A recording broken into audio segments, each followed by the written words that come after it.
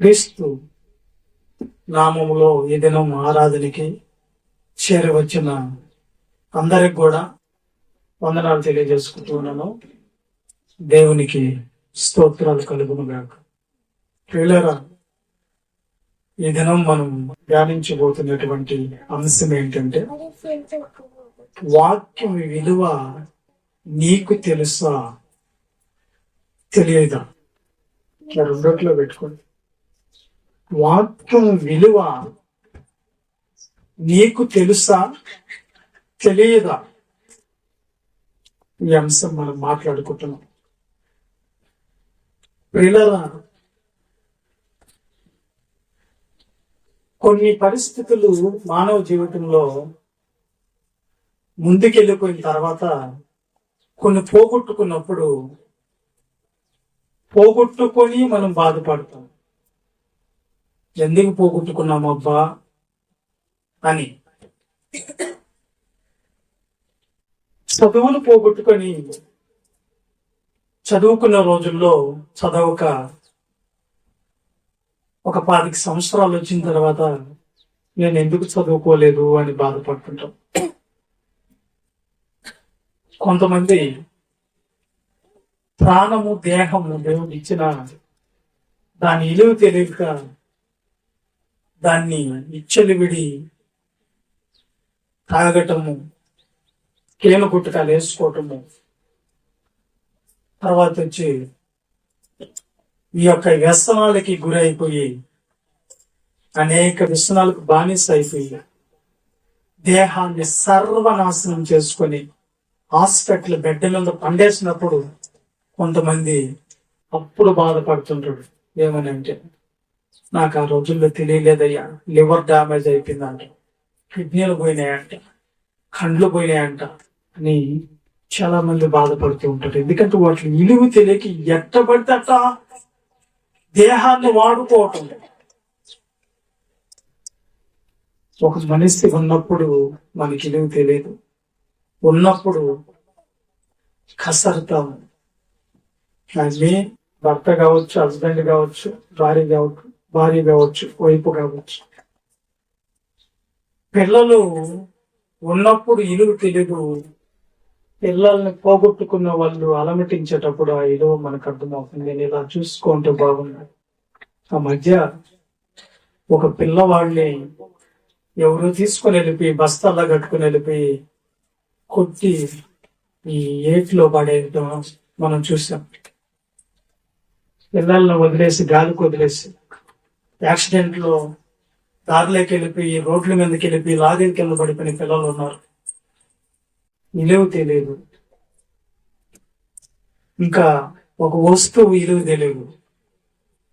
ఉన్న డబ్బంతా ఎట్టబడ్డట్టుగా ఏం చేసుకొని విచ్చలవిడిగా ఖర్చు పెట్టేసి, మన కుటుంబంలో ఒక సమస్య వచ్చినప్పుడు, అయ్యో నా చేతుల్లో ఇన్ని లక్షల డబ్బులు ఖర్చు పెట్టాను, ఈ రోజు నా కుటుంబంలో నా పిల్లలకు బాగలేకపోతే, లేకపోతే నాకు బాగాలేకపోతే, లేదు మా భర్తకు బాగాలేకపోతే, లేదు మా అమ్మా నాన్నకు బాగాలేకపోతే వాళ్ళని చూపించేదానికి కూడా చేతిలో రూపాయి కూడా లేదని బాధపడుతూ ఉంటారు చాలా మంది. విలువ తెలియదు. అలాగే కాళ్ళు బాగున్నప్పుడు దేవుని పని చేద్దాంలే అని వాయిదా వేసి, కాళ్ళు చచ్చిపోయినప్పుడు ఇప్పుడు చేయాలనిపిస్తుంది. విలువ తెలియదు. కండ్లు బాగున్నప్పుడు చదవదాంలే వాక్యాన్ని అనుకొని, కండ్లు పోయినప్పుడు గుడ్డితనం వచ్చినప్పుడు చదవాలని, చెవులు ఇందాంలే యూట్యూబ్లో ఉన్నాయి కదా చెప్పినవి, ఎక్కడ పోతాయి, ఎప్పుడైనా నచ్చలా అని వాటిని ఇందామని వాయిదాలు వేసుకొని ఏట్లకు సమయాన్ని అర్థం చేసుకుని బాధపడతారు.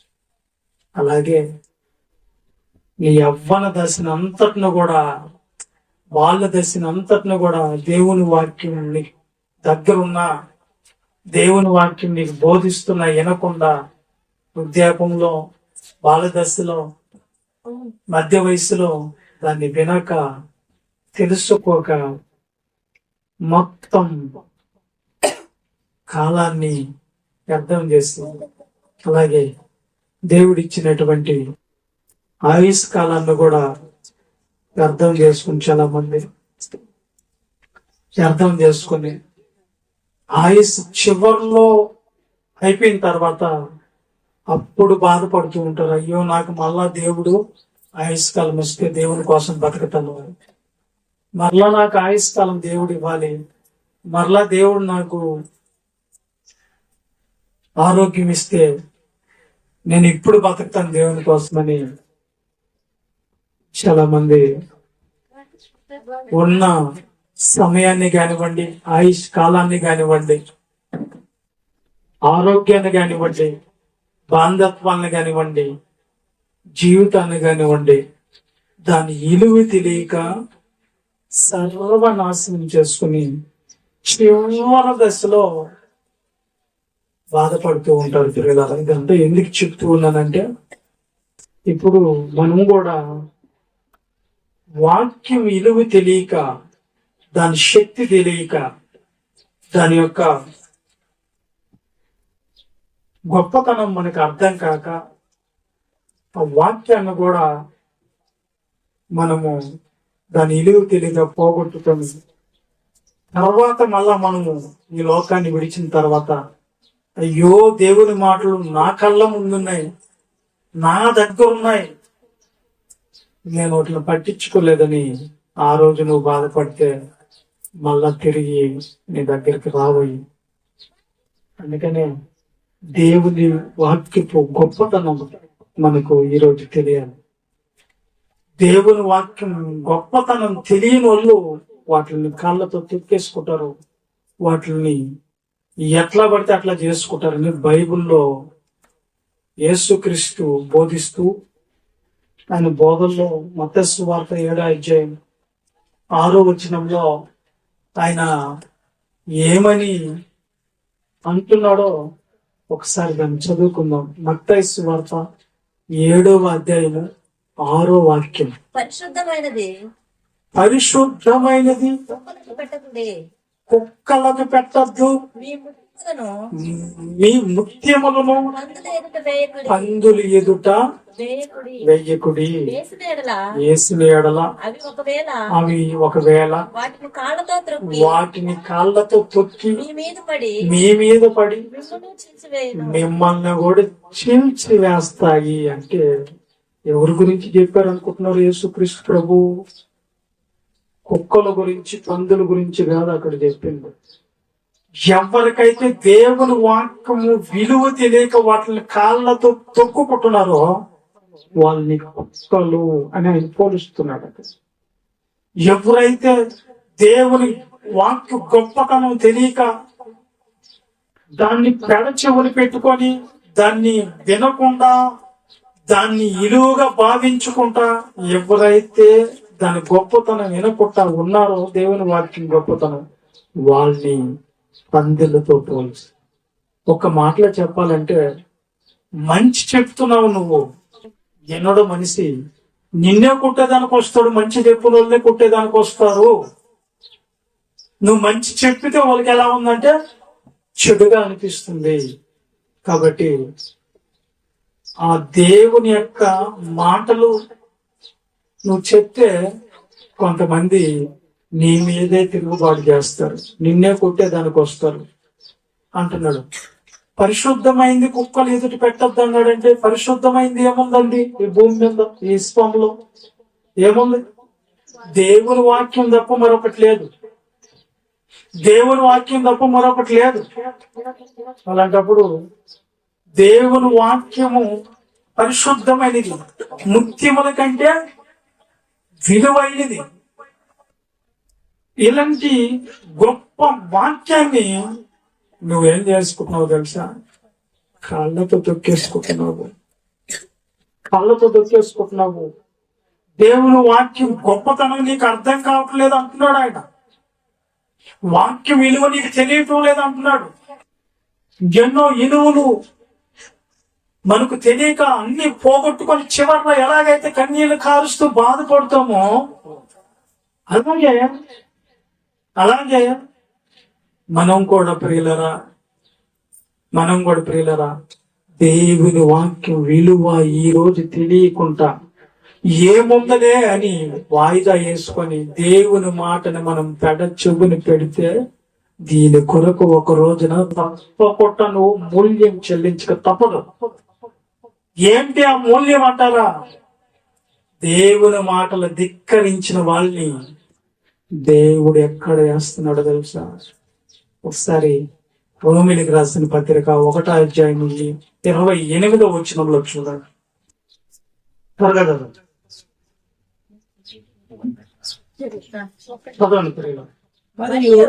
మరియు వారు తమ మనస్సులో దేవునికి చోటు నొల్లకపోయిన గనక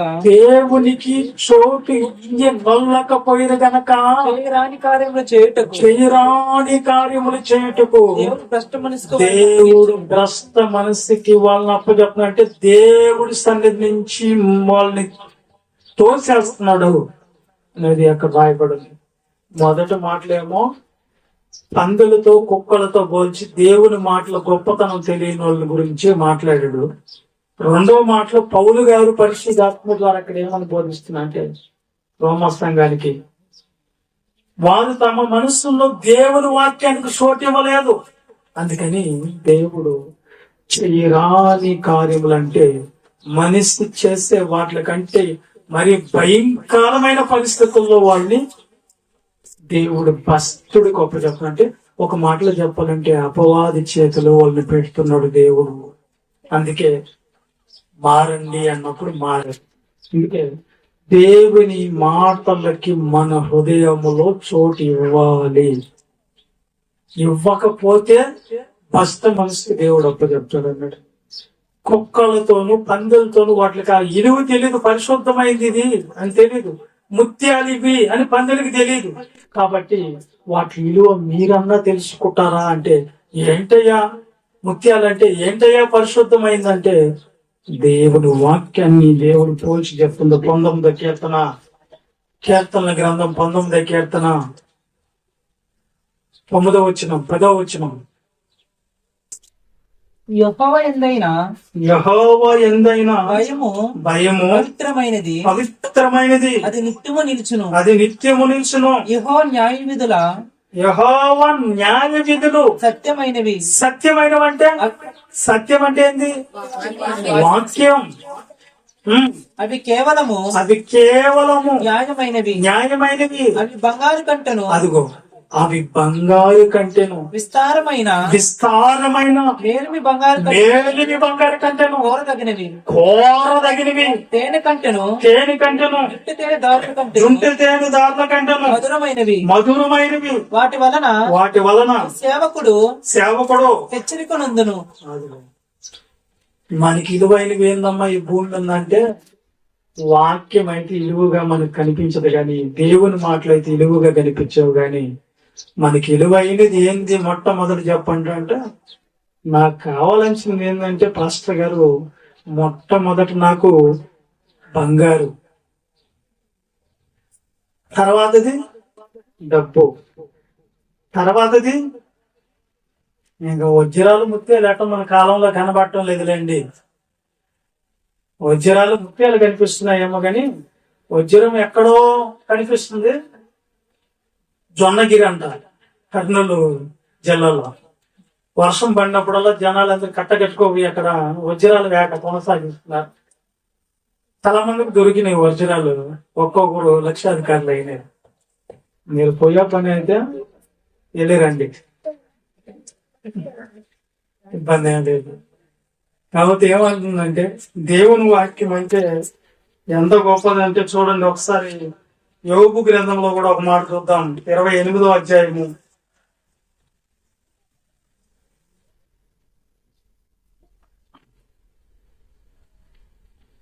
15వ వచనం. సువర్ణం దానికి సాటైంది కాదు అన్నాడు. సువర్ణం అంటే ఏంటి? సువర్ణం అంటే బంగారు. బంగారుని ఎందుకు అంత విలువైందిగా ఎంచుతారంటే దాంట్లో ఏ కలుషితం లేకపోతే కలికి లేనిది వీళ్ళు కలిపి వస్తుంది కాదు నేను చెప్పేది. బంగారు అనే పదానికే ఏ కల్తీ లేనిది అది బంగారు. మేలింపు బంగారు అంటే స్టేడియం బంగారు అని అర్థం. ఇప్పుడు ఏమంటుంది ఇక్కడ అంటే వాక్యం అంట సువర్ణం దానికి సాట్ అయింది కాదు అంటే వాక్యం దగ్గర బంగారు కూడా సరిపోదంటే సరిపోదు అంటున్నాడు. తర్వాత దాని విలువ కొరకై దాని ఇలువ కరకై ఎండిని తోచరాదు, వెండి అసలు పనికిరాదు వాక్యం దగ్గర అంటున్నాడు. అది ఓఫీరు బంగారం అది ఓపిరి బంగారముకైనను విలువగల ఇలువగల గోధుమకైనను నీలముకైనను కొనబడింది కాదు. ఇవన్నీ కూడా వజ్రాల్లో ఒక మాదిరి సువర్ణమైనను స్ఫటికమైనను దానితో సాటి కావు. ప్రశస్తమైన బంగారు నగలకు ప్రతిగా అది ఇవ్వబడదు. నువ్వు బంగారు ఇచ్చినా సరే అది మరలా నీకు ఏమవుదంట? వాక్యమే ఇవ్వబడదంట. పగడముల పేరు ముత్యముల పేరు దాని ఎదుట ఎత్తనే కూడదు. జ్ఞాన సంపాద్యం తెంపుల కన్నా కోరదగిన చాలు. ఇప్పుడు చెప్పండి అండి, మీకు దాని ఇలువ మీకు తెలిసిందా తెలియలేదా? బంగారు ఇస్తున్నారు, ఒక్కొక్కరికి ఒక ముక్కు పడకిస్తారు. రండి అంటే ఇప్పుడు ఏడు కూర్చుంటారా వెళ్ళిపోతారా? వెళ్ళిపోతారు అంతే. అంతే. ఎందుకండి 6 కిలో మంచి బియ్యం ఇస్తున్నారు, సన్న బియ్యం, రండి ఉచితం అన్నా. ఈ రోజు ఏమనుకోవద్దన్నా అంటే వెళ్ళిపోతారు. అంటే మనకు వాక్యం విలువ తెలియదు. కొంతమంది ఈ రోజు వెళ్ళారులేండి, పేరెంట్స్ డే ఏదో పానండి, ఇబ్బంది లేదు, వాళ్ళు పిల్లలు ఉన్నారు కాబట్టి ఏదో ఒక వారం. కానీ బాప్టిజం తీసుకున్న తర్వాత దాని విలువ తెలియాల. నేను ఒక ఆమె వెళ్తా ఉన్నది పేరెంట్స్ డేకి, అందరిని అడగలేదులే. ఒక ఆమెను అడిగా, ఏమ్మాయి నువ్వు వెళ్తున్నావు కదా నీకు బాధ వేయటం లేదా అన్నది. ఎందుకన్నా అన్నది. ఎందుకంటే దేవుని వాక్యం ఈ రోజు నాకు దొరకదేమో అని నీకు ఆ ఫీలింగ్ కూడా లేదంటే ఆహా ఉందన్నా అన్నది. అది నిజమంతా అబద్ధమని నాకు తెలియదు, నా దగ్గర అన్నది మాకు తెలియదు. మొత్తానికి దేవుడు వాక్యం విలువ మనకి తెలిస్తే, దాని యొక్క రుచి మనకి తెలిస్తే, జుంటి తేదారుల కంటే మధురమైనది. అంటే ఆ లోతుల్లోనికి మనం వెళ్ళటం లేదు, పైనే ఉన్నాం కాబట్టి మనకి దాని యొక్క రుచి, ఆ టేస్ట్ మనకి అర్థం కావటం లేదు. దేవుని వాక్యం మేము వాక్యం చదువుతా ఉండండి, బైబిల్లో పొయ్యే కొంది ఇంకా చదువుతా ఉండండి, ఇంకా కొత్తగా అనిపిస్తా ఉంటుంది బైబిల్ చదివితే. ఒక్కసారి అన్నా మన మొహాలకు బైబిల్ చదివామంటే చదవలేదనేదే మనకు వస్తుంది. కానీ దాని విలువ మనకి ఇప్పుడు అర్థం కాదు. చదువుకున్న రోజుల్లో నాకు ఆ విలువ అర్థం కాలేదు. కొట్టారు సార్లు, వినలేదు. టీచర్ కొట్టింది, వినలేదు. నేను రాను, నువ్వు కొడుతున్నావు బడికే అనేది. అప్పుడేమో పో అంటే. సరిగ్గా మనం 25 సంవత్సరాలు వచ్చిన తర్వాత మనతో కూడా ఉన్న వాళ్ళందరూ మంచిగా చదివి మంచిగా వాళ్ళు చదువుకొని వచ్చి వాళ్ళు ఇంగ్లీష్ లో మాట్లాడినా లేదంటే ఇంకో భాషలో మాట్లాడినా ఇవన్నీ కాదు, కానీ వాళ్ళు లెక్చరర్లు అయ్యారు. నాతో కూడా చదివిన వాళ్ళు ఇంజనీర్లు అయ్యారు. నాతో కూడా చదివిన వాళ్ళు టీచర్స్ అయ్యారు. అంటే గవర్నమెంట్ డాక్టర్స్ అయ్యారు అనేక మంది. అలాంటి వాళ్ళందరూ కలిసినప్పుడు నువ్వేం చేస్తున్నావురా అని అడిగారు. నేను దేవుని సేవ చేసుకుంటున్నాను వాళ్ళకి ఏలని కనిపించింది. కానీ ఆ రోజు బాధపడిన నేను మళ్ళా తిరిగి దేవుని వాక్యం చదవటం వల్ల మళ్ళా బలం పడింది. ఎందుకు తెలుసా? నేను ఆ చిన్ననాటి దినాల్లో పోగొట్టుకున్నాను, ఏదైతే పోగొట్టుకున్నానో ఆ బాధ 25 సంవత్సరాలకు అర్థమైంది అన్నప్పుడు, మరి మీరు ఇప్పుడు ఏం పోగొట్టుకున్నారు మీకు తెలుస్తుందా? అర్థమవుతుందా? దేవుడు మీకు ఆయుష్కాలం ఇచ్చాడు, ఆరోగ్యాన్ని ఇచ్చాడు, సమృద్ధిని ఇచ్చాడు, కాళ్ళు చేతులు బాగుండేటట్లు పెట్టాడు. ఇప్పుడు నీకు ఆ బాధ అర్థం కావట్లేదు. వాక్యాన్ని కూడా నువ్వు ఏదైతే అనుకుంటున్నావో దాన్ని నీ కళ్ళ ఎదుటి తీసుకొని వచ్చి నీకు చదువురాదని చదువుకున్న వాళ్ళని తీసుకుని వచ్చి నీకు చెప్పమన్నాడు దేవుడు. ఇన్ని ప్రత్యేకతలు నీ కోసం దేవుడు ఇచ్చినప్పుడు దాన్ని తెలుసుకోకపోవటం మీ ఒక మాటలో చెప్పాలంటే మీకున్నటువంటి అదృష్టం అంటారా, దురదృష్టం అంటారా? దురదృష్టమే అనాలి. తెలుసుకోకపోతే, తెలుసుకుంటే అదృష్టం వస్తుంది. మీ ఇష్టం అది. ఒక సంఘం దేవుని వాక్యం సేవకులు చెప్తుంటే వాళ్ళు ఎంత ఇంట్రెస్ట్గా విన్నారో ఒకసారి అపోస్తల కార్యాలు 17:10 చదువుకున్నారు చూడండి. దాని విలువ తెలుసుకున్నారు. ఏం చేస్తున్నారు చూడండి అపోస్తల కార్యాలు. వెంటనే సహోదరులు సేవకులు పోయి వాక్యం చెప్తుంటే ఏం చేస్తున్నారు? వెంటనే సహోదరులు రాత్రి వేళ పౌలును శీలను బెరియకు పంపించిరి. వారు వచ్చి సమాజ మందిరం ప్రవేశించిరి. యూదుల సమాజ మందిరంలో ప్రవేశించి అంటే ప్రార్థన మందిరంలో ప్రవేశించి వీరు దెసలోనికలో ఉన్న వారి కంటే వాళ్ళ గురించి చెప్తున్నారు. వీరు ఇక్కడున్న సంఘస్థులు దెసలోనికలో ఉన్న వారి కంటే గనులై ఉంది కనుక గనులై ఉన్నారు. ఆసక్తితో ఎందుకు గనులై ఉన్నారంటే ఆసక్తితో వాక్యాన్ని అంగీకరించి పౌలును శీలను చెప్పిన సంగతులు వాస్తవంలో చెప్పే సంగతులు అలాగూ ఉన్నావో లేవో అని ప్రతిదినం లేఖనం ప్రశ్నించి మనం ఎప్పుడు వస్తున్నాం దేవుని బైబిల్ తీసుకొని మనం ఎప్పుడు వస్తున్నాం? అయితే ఆదివారం రావాలి, లేకపోతే అనారోగ్యమైన రావాలి, దేవుడు గుర్తు రావాలంటే. అంతే కదా మనిషికి. ఒక్క ఆదివారం రోజున వస్తున్నాం. అక్కడ మనం చదువుకున్న వాళ్ళు ఏం చేస్తున్నారంట? ప్రతిదినం. ఆదికాల సార్వత్రిక సంఘము ఎలా ఉందో తెలుసా? ప్రతిదినం బైబిల్ పట్టుకొని వాళ్ళు చెప్పే మాటలు అలా ఉన్నాయి వాళ్ళు లేవని ఏం చేస్తున్నారంటే వాళ్ళు పరిశీలిస్తూ ఉన్నారు, పరిశీలన చేస్తూ ఉన్నారు.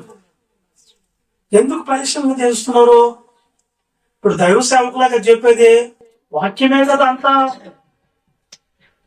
ఎందుకు వాళ్ళ దైవ సేవకుల్ని మనం సందేహించకూడదు కదా అని అనుకోవచ్చు కదా? అనుకోలేదు. ఏంటమ్మా బైబిల్ తిరిగేస్తున్నారు అంటే, నువ్వు పౌలు అయితే అవును గాక, నువ్వు శీలం అయితే అవును గాక, మాకెందుకు? నువ్వు చెప్పే సంగతులు కరెక్ట్ గా ఉన్నాయో మేము బైబిల్ పట్టుకుని చూసుకోవద్దా అన్నారంట. ఈ రోజున దైవ సేవకులు మోసం చేస్తారేమో అని మా చేతిలో ఒక్కటే ఇలా బైబిల్ మీ చేతిలో కూడా పెట్టాడు. ఎందుకు? అది చెప్పే సంగతులు అలా ఉన్నాయో లేవో చూసుకోండిరా అని ఏదో కథలు చెప్పేసి వాళ్ళకి అనుకూలమైనటువంటి బోధ. ఏం బోధ అది? కల్పన కథలు చెప్పే రోజులు అంట ఈ రోజుల్లో. మనుషులు కూడా ఎలాంటి వాళ్ళు అయిపోయారు? కల్పన కథలకే కావాలని దుర్దశీవులు కలిగిన వాళ్ళుగా అయిపోయారంట. పిట్ట కథలు చెప్తే చాలు మాకు ఇవన్నీ వద్దని. ఏదో వాక్యం మనకు సబ్జెక్ట్ అర్థం కాకపోతే ఏదైనా ఎగ్జాంపుల్ ఒకటో రెండో చెప్తాం. ఒకవేళ చెప్పిన చిన్నవి చెప్పి వాటిని మీకు అర్థమయ్యేటట్లుగా చెప్తాం అనుకో. ఎక్కడో బైబిల్ కూడా తీయడు ఆయన మహానుభావుడు. బైబిల్ కూడా తేడు. ఎక్కడో ఒక వాక్యం తీసుకుంటాడు. నేను అక్కడికి పోయా, ఈ పాట పాడా, నేను అక్కడికి పోయా, వాళ్ళు నాకు ఈ కూర పెట్టారు, నేను ఇక్కడికి పోయా అని చెప్పి బోధకులు వచ్చేస్తున్నారు. మనం ప్రతి దినము దేవుని వాక్యం దగ్గర కూర్చోకపోతే మనం ఎవరు కాము? క్రైస్తవులం కాదండి. ఉందా మాట? సంవత్సరం రోజులు మీరు బోధ వింటేనే తప్ప మీరు ఏమవరని రాయబడింది అపోస్తల కార్యాల్లో. చూడండి, చూడకుండా మళ్ళీ క్రైస్తవులు అనబడరు అంటే ఏ దాంట్లో 11వ అధ్యాయము 26. వారు కలిసి వారంటే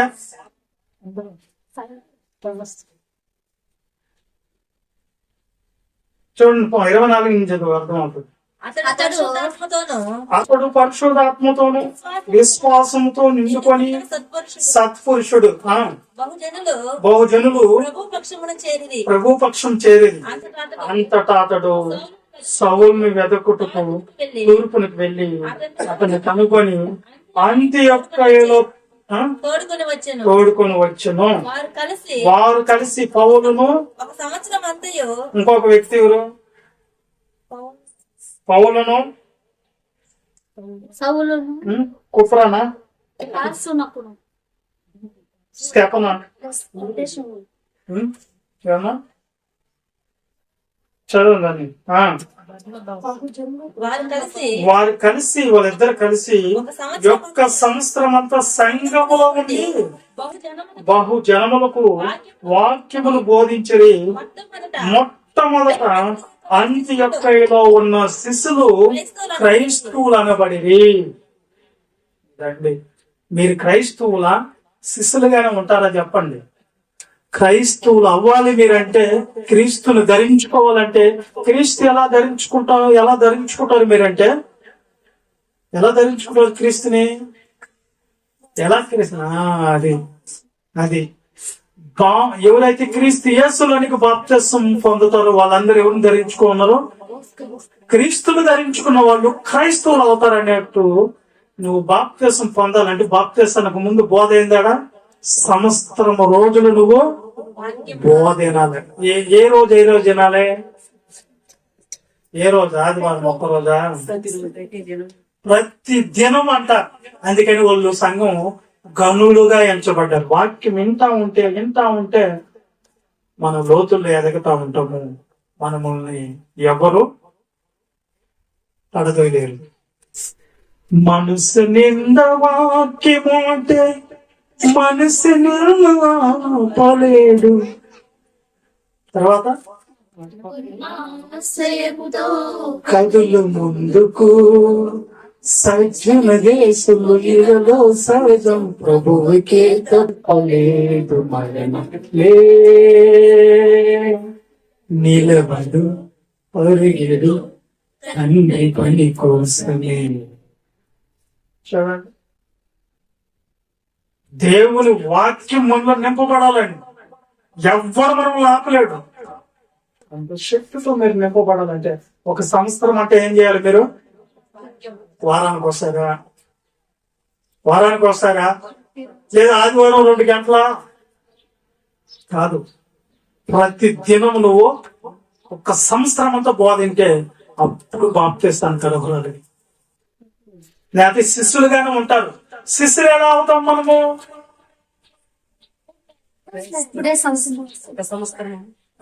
ముందు సంవత్సరము శిష్యులుగా ఉండి ఆ స్టేజ్ లో ఉన్న వాళ్ళు ఏమయ్యారంట?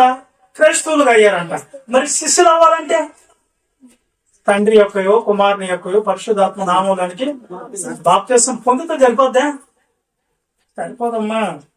ఒకసారి లోకాసు వార్తకి వెళ్ళాలండి. మరి లోకాసు వార్త 11వ అధ్యాయం అనుకుంటున్నా. ఒకసారి చూడండి, ఎందుకని మంచిది. 11, 12 ఎప్పుడు మనం శిష్యులు అవుతాం? ఒకసారి 14వ అధ్యాయం 26, 25, 26 బహు జన సమూహములు ఆయనతో కూడా వెళుచున్నప్పుడు, ఆయనతో కూడా అంటే యేసుక్రీస్తు వెళ్ళేటప్పుడు ఆయన వారు తట్టి తిరిగి, ఎవడైనా నా యొద్దకు వచ్చి తన తండ్రిని, తల్లిని, భార్యను, పిల్లలను, అన్నదమ్ములను, అక్క చెల్లెలను, తన ప్రాణమును సైతం దేశించుకుంటే వాడు నా శిష్యుడు కానేరుడు. ఇప్పుడు శిష్యుడు అవ్వాలంటే కొన్ని అర్హతలు ఉన్నాయట. ఏం చేయాలంట?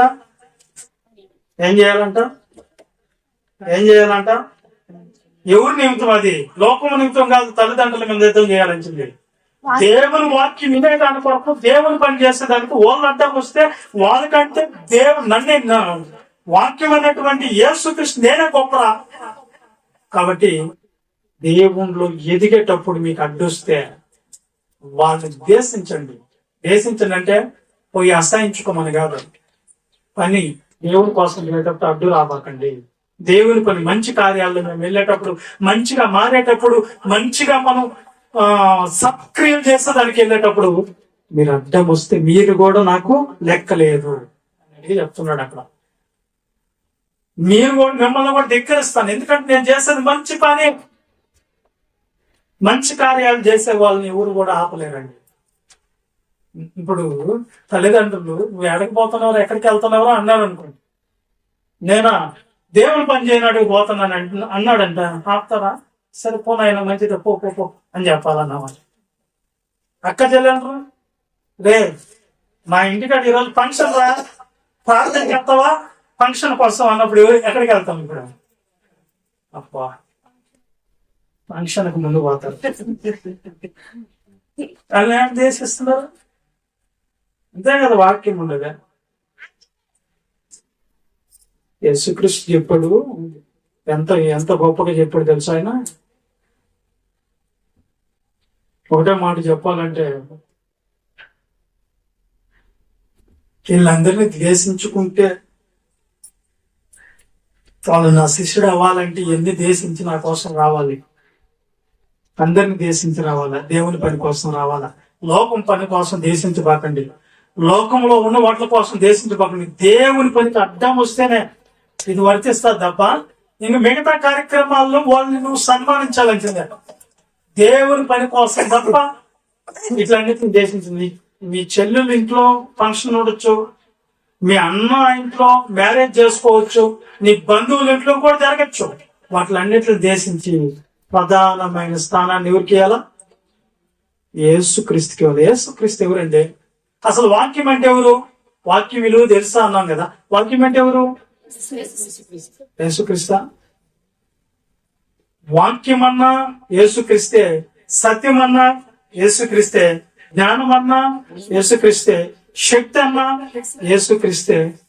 అర్థమైందా? ఎందుకంటే వాక్యం అనే నామం ఎవరికి పెట్టబడి ఉందంట? వాక్యం ఎవరంట? వాక్యం ఎవరిదంట? దేవుడిది. ఆ వాక్కు దేవుడై ఉండింది కనుక వాక్యాన్ని నువ్వు దేవుడిగా భావించాలి. ఎందుకు భావించాలంటే ఆయనది. అది ఎవరిది? ఆయన చెప్పిన ఒకటే, ఆయన వచ్చిన ఒకటే, ఆయన మాట వచ్చిన ఒకటే. అంతేనా? అంతే కాదా? కాదా? కాదా? అవునా కాదా? ఆయన చెప్పమన్నాడు అనేది ఒకటేనా? ఆయన వచ్చాడు అనేది ఒకటేనా? చెప్పండి, ఏ దానికి ప్రిఫరెన్స్ ఉంది? ఇప్పుడు ముఖ్యమంత్రి ఉన్నాడు, చీఫ్ మినిస్టర్, బాబు నిన్ను నెల్లూరు కలెక్టర్ ఆఫీస్కి రమ్మన్నారు, గెస్ట్ హౌస్ లో సీఎం గారు ఉన్నారని ఎవరు చేత చెప్పు పంపిస్తే అది ఎవరి మాట? సీఎం చెప్పిందే. ఆయన వచ్చి చెప్పినా ఒకటే, ఆయన చెప్పు పంపించినా ఒకటే. అన్నప్పుడు వాక్యాన్ని నువ్వు ఎలా భావించాలి? దైవంగా భావించాలి. అందుకే దైవత్వం వాక్యంలో ఉంది. గుర్తుపెట్టుకోండి. దాని గురించి మనం మాట్లాడుకోవాలి, చాలా ఉంది. కానీ ఇప్పుడు నేనేం చెప్తున్నానంటే, తండ్రిని, తల్లిని, భార్యని, పిల్లలను, అన్నదమ్ముల్ని దేశించుకుంటూ వాటిని ఆశించడం అంటే వీళ్ళు ప్రేమించాల్సిందే వాక్యాన్ని. వాక్యం ఎవరు? యేసుక్రీస్తు ప్రభువు. వాక్యం ఎవరు? యేసుక్రీస్తు ప్రభువుని నువ్వు ప్రేమించాలి, ఆయనకి ఇలువ ఇవ్వాలి, ఆయన గణపరచాలి అనేది ఇక్కడ మనకు అర్థం అవుతూ ఉంది పిల్లలు. కాబట్టి వీళ్ళు ప్రతిదినం ఏం చేస్తున్నారంట? ఏం చేస్తున్నారంటమ్మా?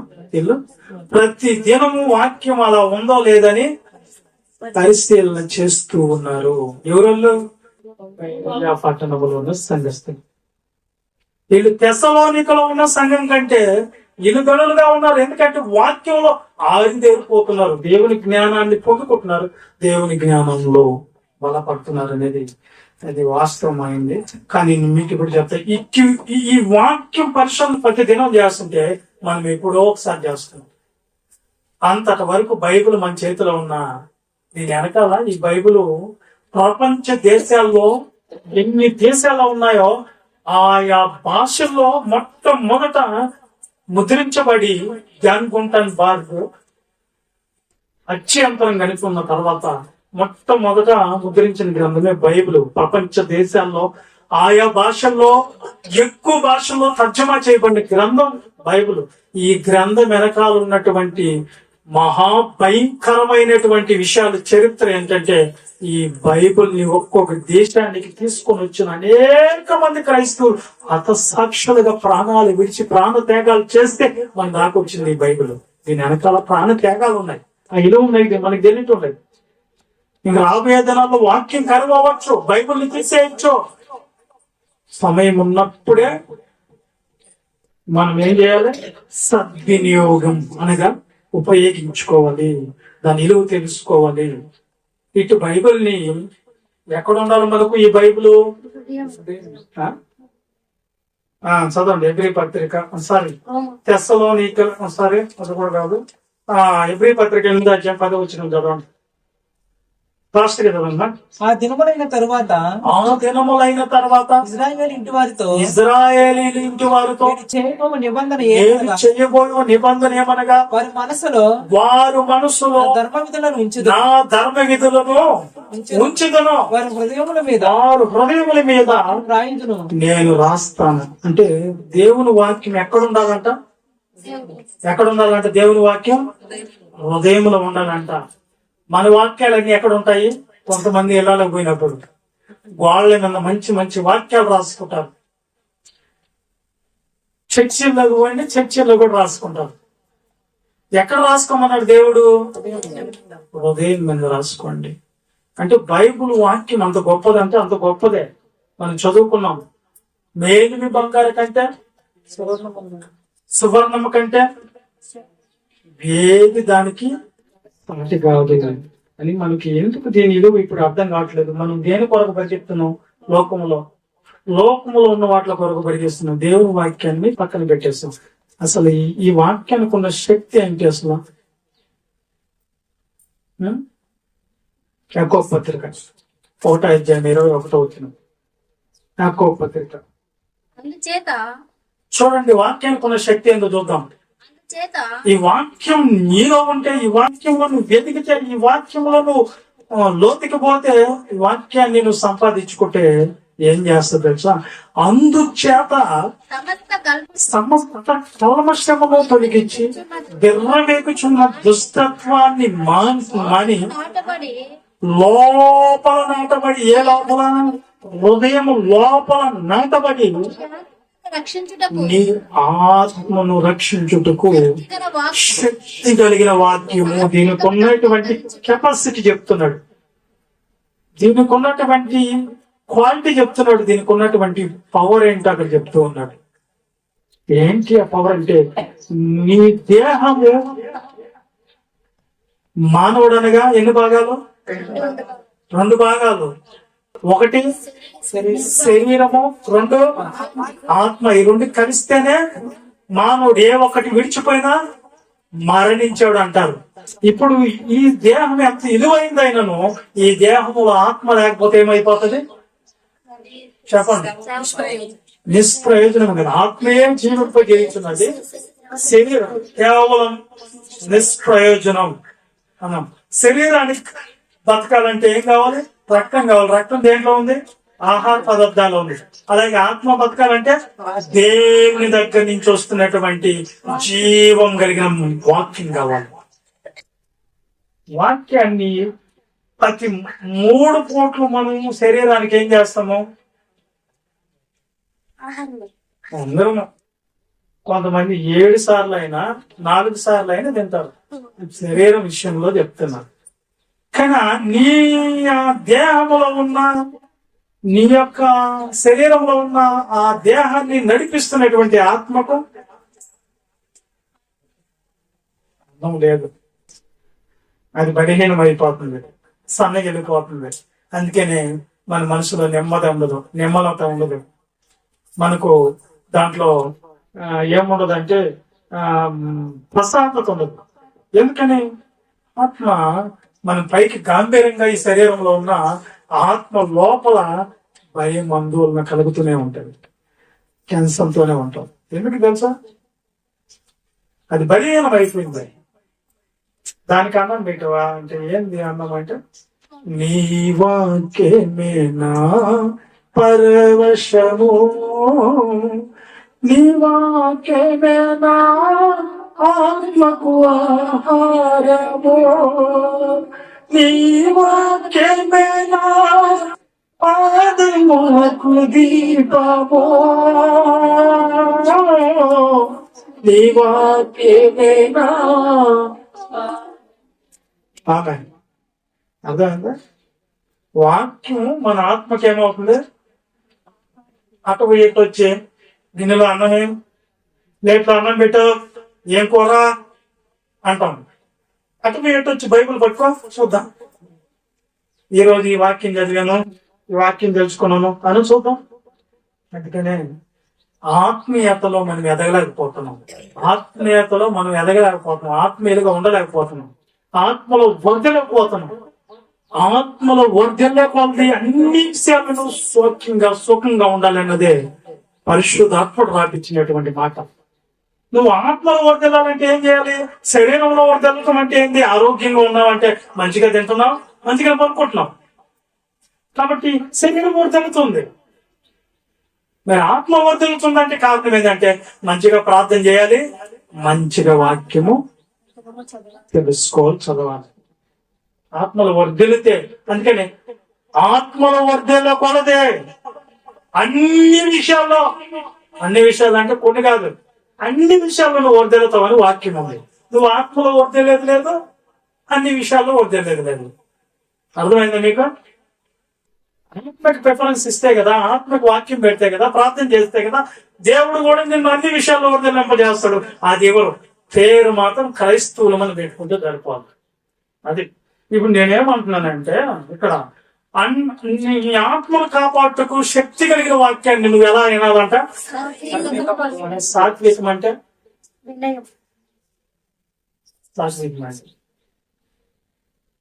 తగ్గింపు మనసుతో వినాలి. చెవుని మాట అయ్యా నేను వింటాను, నా కోసమే చెప్తున్నావు అనేది ఏడు చెప్తుంది. ఆత్మను రక్షించే శక్తి దేనికి ఉంది? మరి కొంతమంది అక్కడక్కడ కరాటి స్కూల్ దగ్గరికి వెళ్తే అక్కడ ఏం రాసింది తెలుసా? మీ ఆత్మల్ని రక్షించేదానికి కావాలంటే మీకు కావాల్సింది ఏంటి తెలుసా? కరాటీ నేర్చుకోండి, మీ ఆత్మను రక్షించుకోండి అని రాసింది. ఆత్మను రక్షించుకోవడం అంటే కరాటే నేర్చుకుంటూ వస్తుందా? ఆత్మను రక్షిస్తావా? ఆత్మను రక్షిస్తావా? రక్షిస్తావా?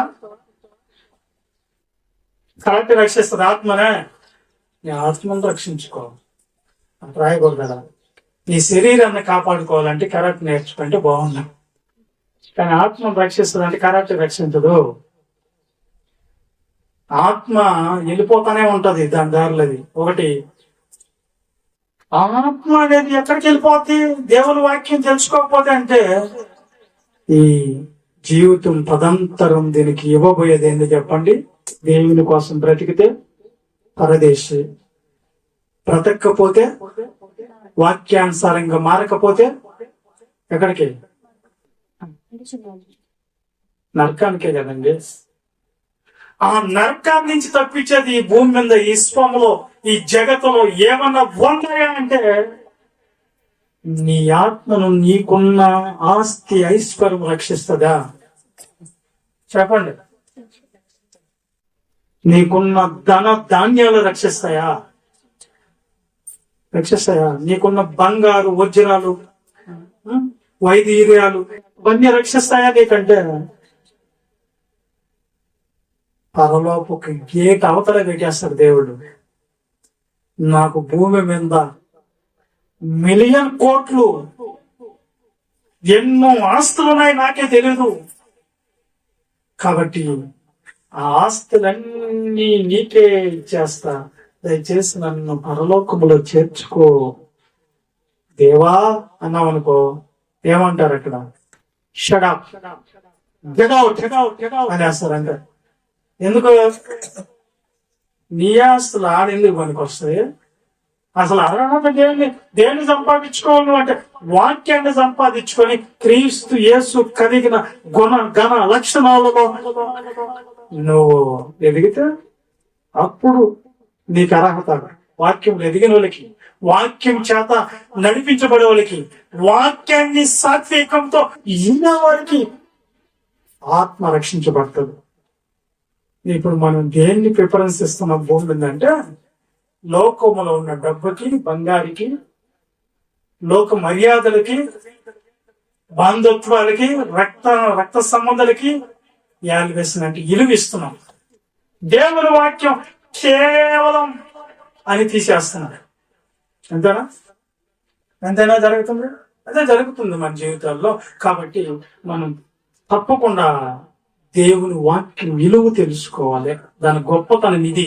నీ ఆత్మను నరకములో, అగ్ని జ్వాలల్లో, ఎలుపటి చీకటిలో నీ ఆత్మను పడని కొట్ట చేసే శక్తి ఒక్క వాక్యానికి మాత్రమే ఉంది. ఈ విశ్వంలో అంతట్లో నువ్వు వెతికిన అలాంటి దాన్ని నువ్వు ఏం చేస్తున్నావు?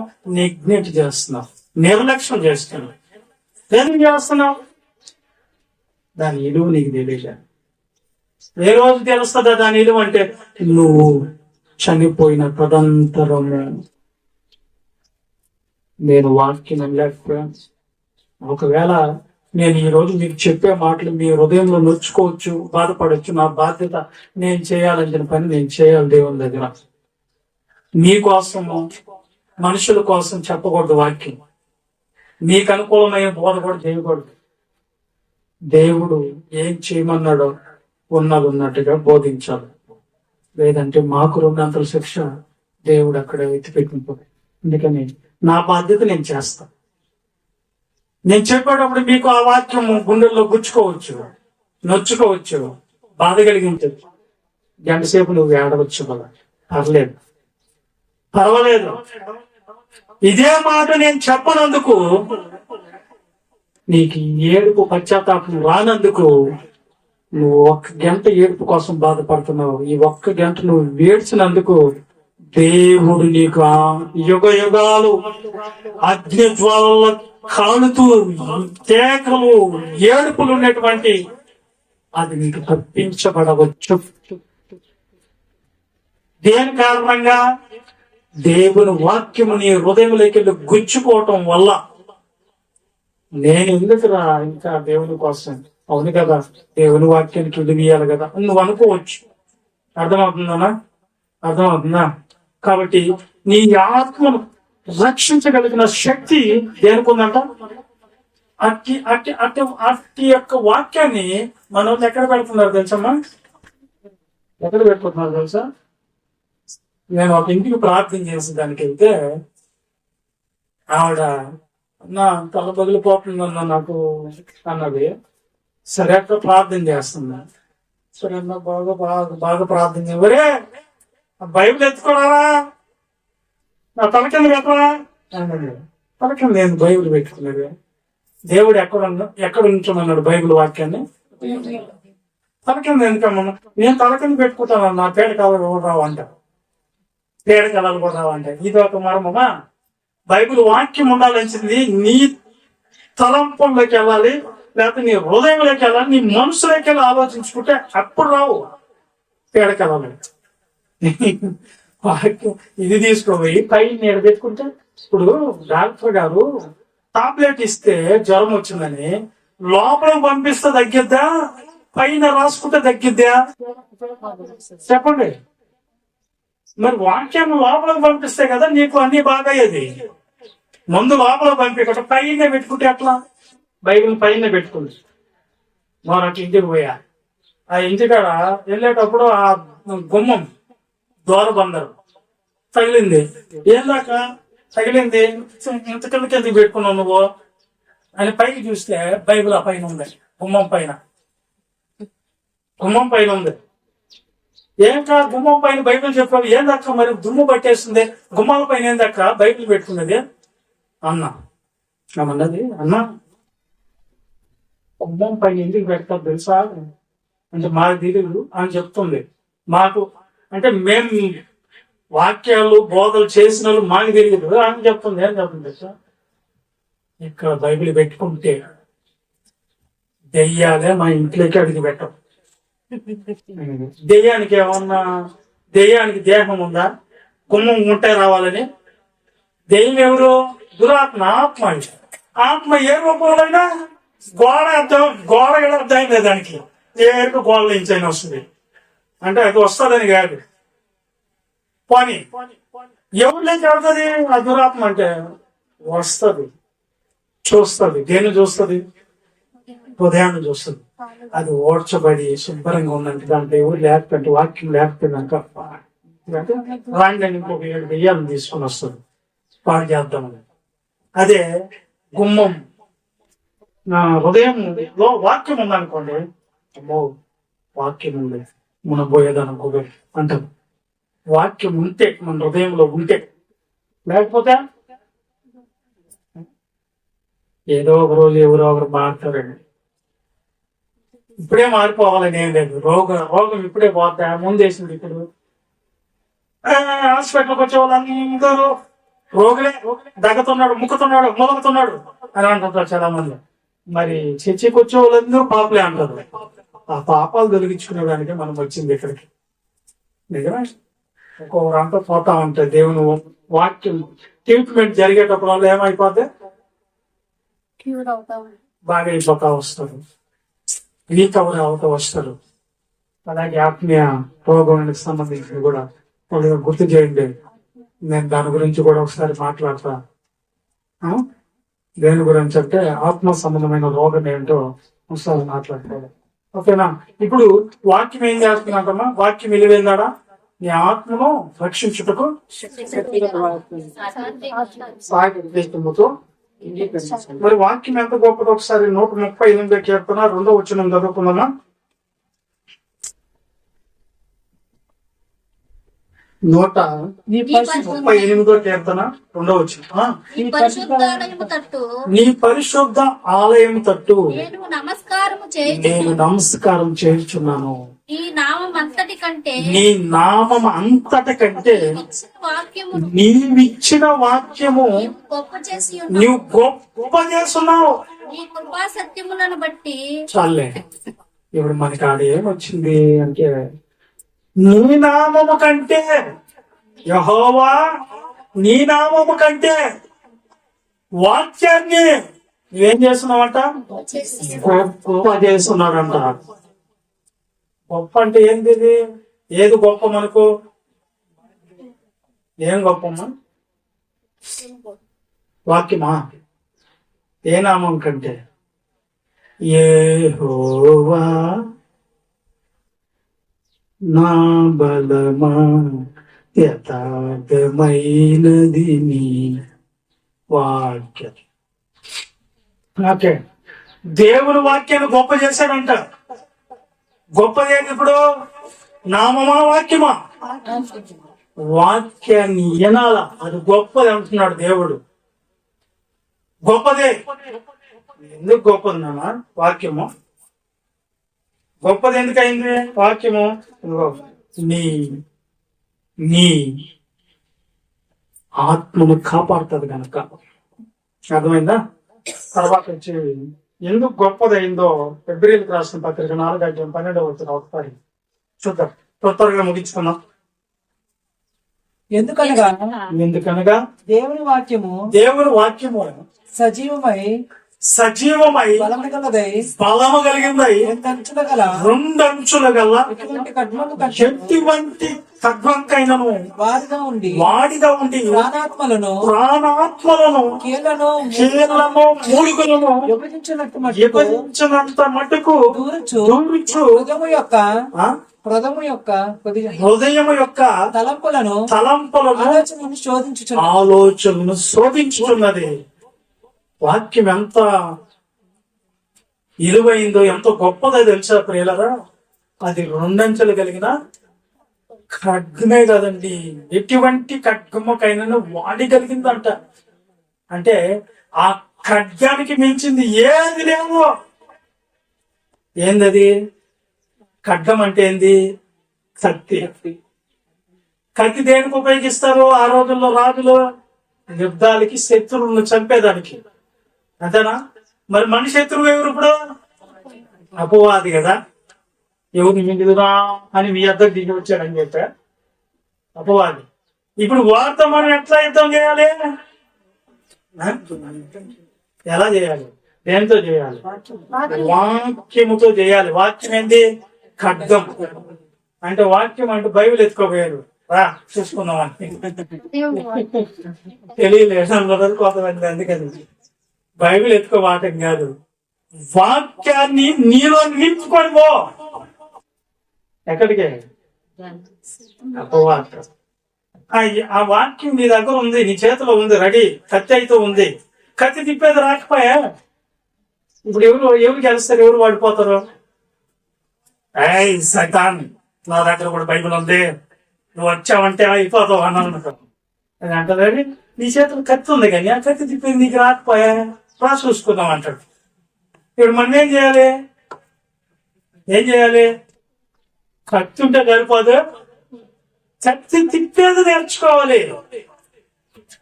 ఎలా తిప్పాడు? యేసుక్రీస్తు దగ్గరకు వచ్చింది అపవాది.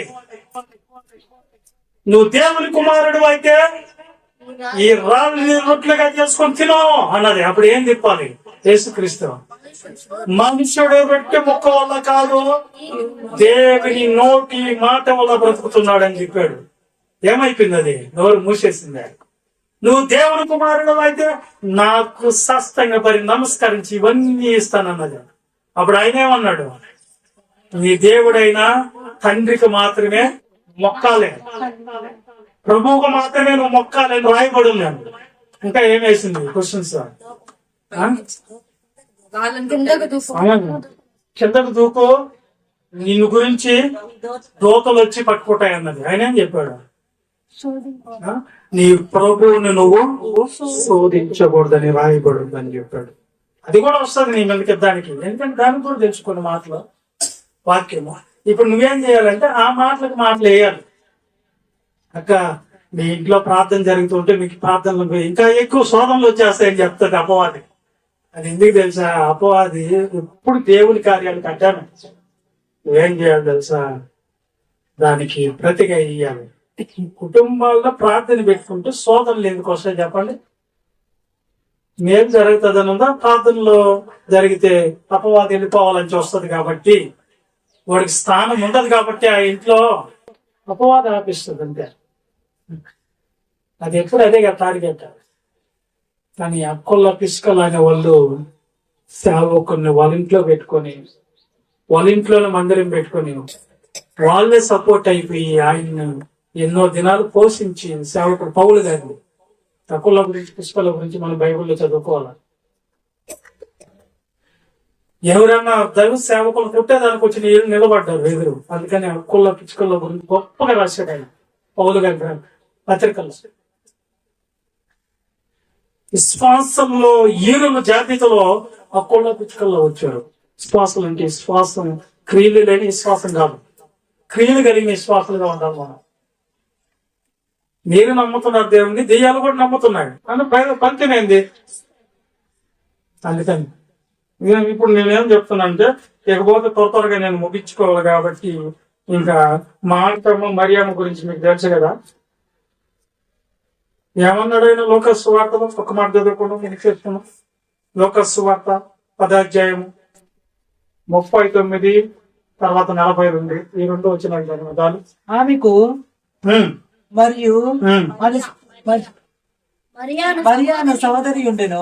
మరియా అని సహోదరి ఉండెను. ఈమె యేసు పాదముల యొద్ద కూర్చొని, యేసు పాదాల యొద్ద కూర్చొని ఆయన బోధ వినిచుండెను. ఆయన బోధ ఏం చేస్తుందంట? మరియా మార్తమ్మ చెల్లి ఎవరు? మరియమ్మ. యేసుక్రీస్తు వాళ్ళ ఇంటికి వచ్చాడు. వచ్చినప్పుడు మార్తమ్మ ఏం చేస్తుంది, మరియమ్మ ఏం చేస్తుంది? మరియా ఏం చేస్తుందంటే యేసు పాదముల దగ్గర కూర్చొని ఆయన వాక్యం వింటూ ఉంది, బోధ వింటుంది. చదివి మొత్తం చదివి. మాట విస్తారమైన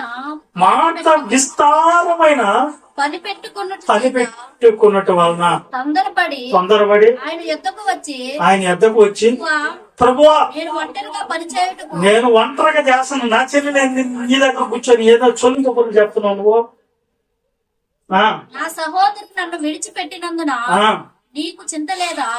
నీకు అసలు బాధేలే, నేను ఒక్కడిని వాటిని కష్టపడతా ఉంటే, పనులు చేస్తా ఉంటే, నువ్వు వచ్చేది కాదు, నీతో కూడా ఒక 10 మందిని అంటేసుకుని వస్తుంది. వాళ్ళందరూ టీలు, కాఫీలు, టిఫిన్లు మేము ఎక్కడి నుంచి తేవాలా?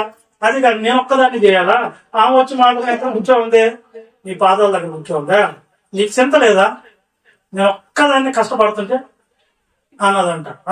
నాకు సహాయం చేయమని ఆమెతో చెప్పమనను. అందుకు ప్రభువు మార్తా మార్తా మార్తా మార్తా,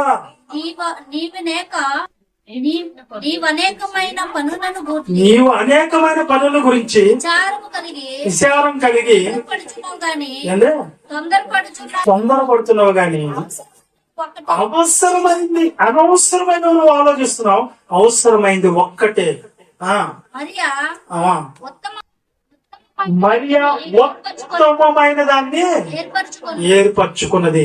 అది ఆమె యొద్ద నుండి తీసివేయబడదని ఆమెతో చెప్పాను. ఏదంటది? వాక్యం ఎప్పుడు నిలకడగా ఉంటదండి వాక్యము. ఆ వాక్యం ఎలాంటిదో మీకు తెలుసా?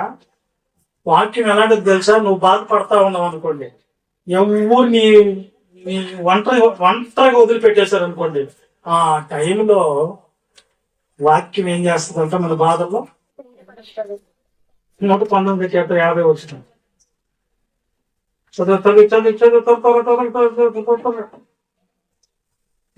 నీ వాక్యమే నన్ను బ్రతికించి, నీ వాక్యమే నన్ను బ్రతికించి ఉన్నది బాధలలో ఇదే నాకు.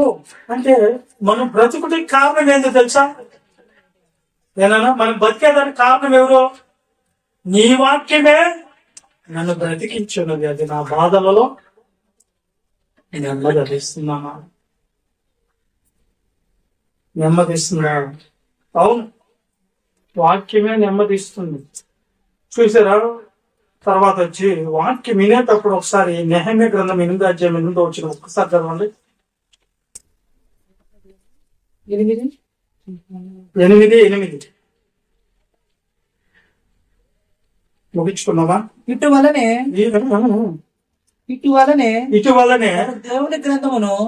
దేవుని గ్రంథమును స్పష్టముగా చదివి వినిపించి దానిని బాగుగా గ్రహించినట్లు దానికి అర్థము చెప్పిరి. వారి అర్థం చెప్పారు జనులందరూ ధర్మశాస్త్ర గ్రంథపు మాటలు విని ఏడవ మొదలు పెట్టారంట. మనకి అసలు వాక్యం విన్న ఏడుపు రాదా? ఎప్పుడు ముగిస్తాను ఆయన, టైం అయిపోతుంది, దేవుడా ఏం తీశారా? అంతేనా?